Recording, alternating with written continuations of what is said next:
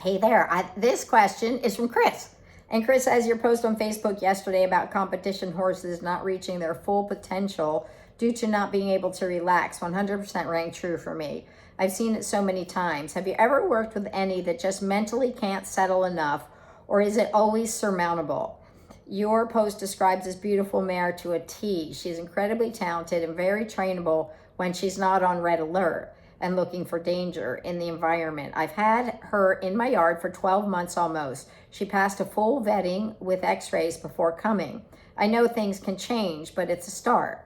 She's not been scoped, but been treated for ulcers and now maintained on a gastric support supplement. Perfect. She has regular physio who finds very little wrong with her. Her tack fits well, etc. I followed your program pretty religiously. She defaults well, Liberty leads well, has a great stay, reverse round pen, and good targeting and sending to targets, etc. She's amazing and always very keen to do the sessions, but so often is scanning for danger, hypervigilant, and then spooks. Often we can't work out what she's spooking at. She's actually not bad when we do novel object training. I have also had help with a clinical animal behaviorist over here in the UK, and her work has been similar to what you do, although some subtle differences. We are trying to get a good performance vet to come to assess her, but that's a challenge as most of them in the clinic and want them in the clinic, and trailering is an issue, but we are making steady progress with that. If she is lame, then it's certainly very subtle, but we will have to see. It's a tricky situation, and she's owned by sponsors of mine and was brought to be aimed at world level combined driving. The owner is being very patient and supportive, but obviously I don't know how long this will continue for. She is a crossover horse, so will have her own history, which I imagine at times won't have been pleasant. But I'm getting a bit at my wit's end. It's 2 steps forward and 3 steps back all the time. Any thoughts, suggestions, or words of encouragement would be greatly appreciated. P.S. Your program is amazing. We worked with horses a long time, and this has revolutionized what we do. Well, thank you, Chris. I love that, and that's something that means the world to us, and we love working with and helping to change the horses, the show horses, because that's a part that, it's the first part that was done with me, but it historically hasn't been done with a positive reinforcement and the horses, and really hasn't taken hold there yet. I feel like it's the last frontier in a way. Well, there might be a couple last frontiers. Anyway, okay, so with this mare, the mares do tend to be a little bit more hypervigilant in general, and you're right, she probably has had some training in there that has been not paying attention to her emotional state, let's just say tactfully. So because that's not what people have historically done, and we call it the curse of the talented horse, because the more talented they are, the more they get pushed along beyond their comfort zone, and they get weaned early, and they get into doing show stuff when their teeth, they're wearing bits when their teeth are still changing. There's a lot of things we do that can struggle with them, and I think that treating her for ulcers is a great thing, because if there's any pain, a lot of times that can add to their not feeling comfortable with things.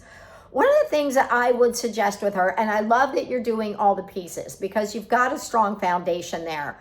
I would imagine what she is bringing in is her history when you go to, I don't know if this is happening when you're doing all the good stuff, or this is happening when you're trying to merge into the stuff she traditionally does.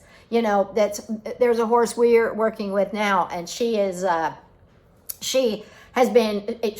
took her a bit till she finally, we're just beating our heads against the wall. It seemed like she'd just walk away, duck behind us, she just wasn't gonna learn or try to get the right answer.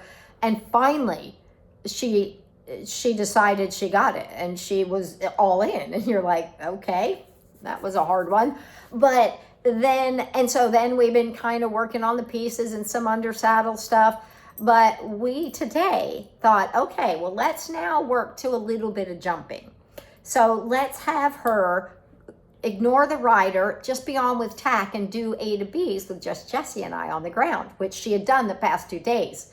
And it was, she couldn't do it. There was conflict in there. You could see, like, I don't know, I'm afraid I'm wearing a bit and I'm wearing a tack and I'm afraid to make any choice because I might be corrected, and but I want to do it, and that's not normally how it goes.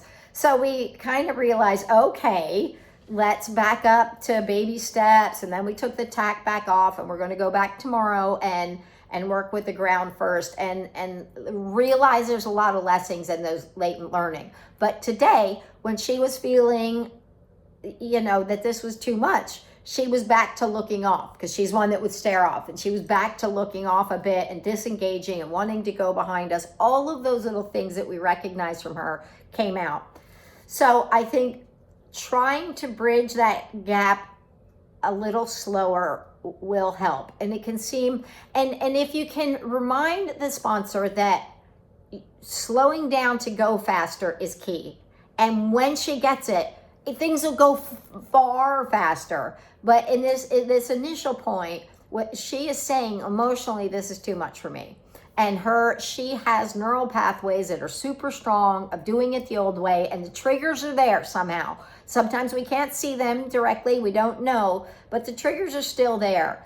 Another thing I think that, so trying to break it down and trying to does she do this when she's doing your regular sessions, your targeting, your reverse round pen, or is she pretty good on those, but it's when you're merging in the old stuff, or does she still do it even with the traditional training? I mean, now I think of us as a traditional training, or is she doing it with those foundation pieces, the targeting and all the things that you talked about you're doing. And I love that you're doing all the pieces. And typically, it's kind of a seamless process, but you get your kind of exceptions, and you have to kind of rethink things and think, okay, this is not for me to say is not scary, but if she is doing all of that well, and it's only when you're trying to merge to the next level that it is a challenge, then I would say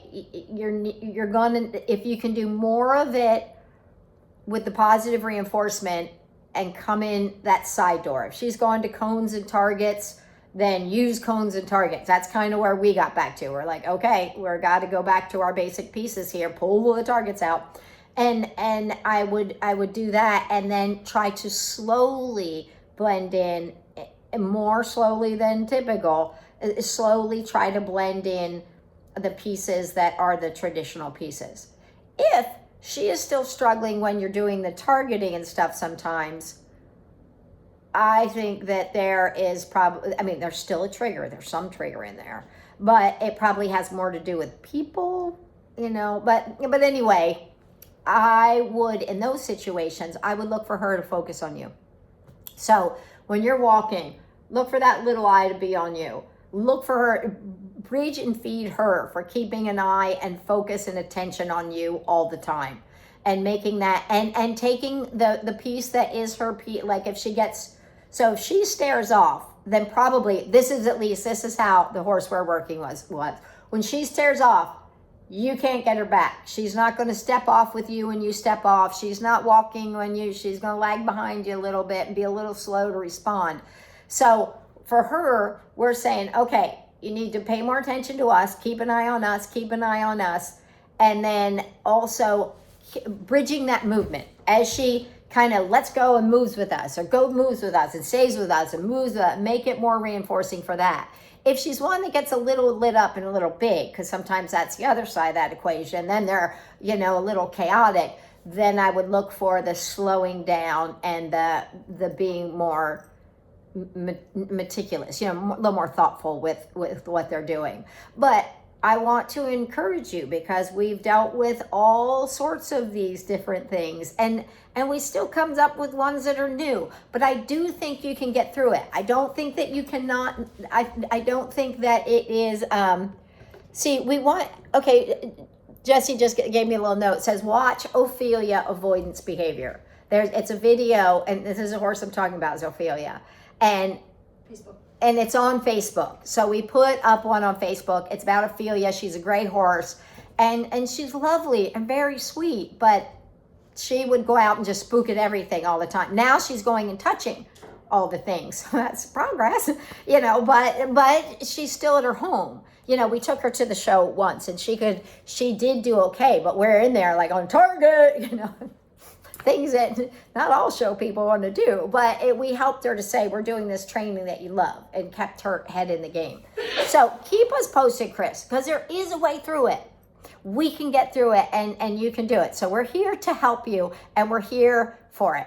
So keep us posted on things. Send us video sometimes, or tag us in the video. Sometimes we don't see all the videos because we are in Florida, which we're about to go back, but, or whatever's going on. So, keep us posted so we can kind of stay up on the things and keep an eye out and see what we can do to help with that. So I hope this offered you some solutions in there. Anyway, I'm really proud of you for doing it and sticking it out. And that's what I got right now. Okay, bye for now.